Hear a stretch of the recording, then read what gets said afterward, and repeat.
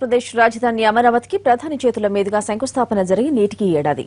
ఈ ఏడాదిలో ఎంతో మార్పు జరిగింది. పంట పొలాలతో ఉన్న ప్రాంతం పట్టణంగా మారుతూ రాజధాని శోభను సంతరించుకుంటోంది. సెక్రటేరియట్ తరలొచ్చింది. సీఎంతో మంత్రులంతా హైదరాబాద్ ను విడిచి అమరావతి నుంచి పాలన మొదలుపెట్టారు. భూములిచ్చిన రైతులకు తిరిగి ప్లాట్లు ఇస్తున్నారు. రాజధాని నిర్మాణానికి వేగంగా అడుగులు పడుతున్నాయి.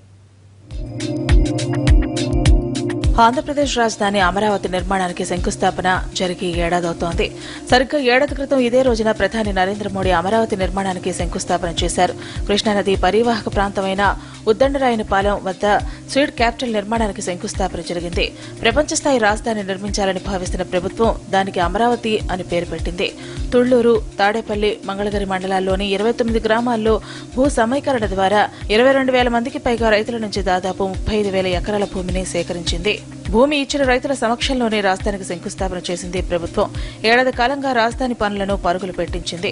హైదరాబాద్ నుంచి పాలన చేస్తే సొంత రాష్ట్రంలో రాజధాని నిర్మాణం వేగం పుంజుకోదని భావించిన సీఎం చంద్రబాబు ముందుగా అమరావతికి వచ్చారు.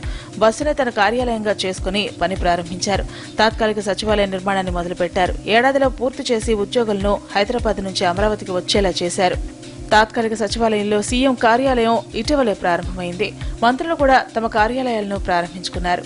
తాత్కాలిక సచివాలయ నిర్మాణం 8 నెలల్లో పూర్తి చేశారు. విద్యుత్ సదుపాయం, ఇంటర్నెట్ సదుపాయం కూడా కల్పించారు. దాదాపు 2,000 మంది ఉద్యోగులు పనిచేసేలా ఏర్పాటు చేశారు.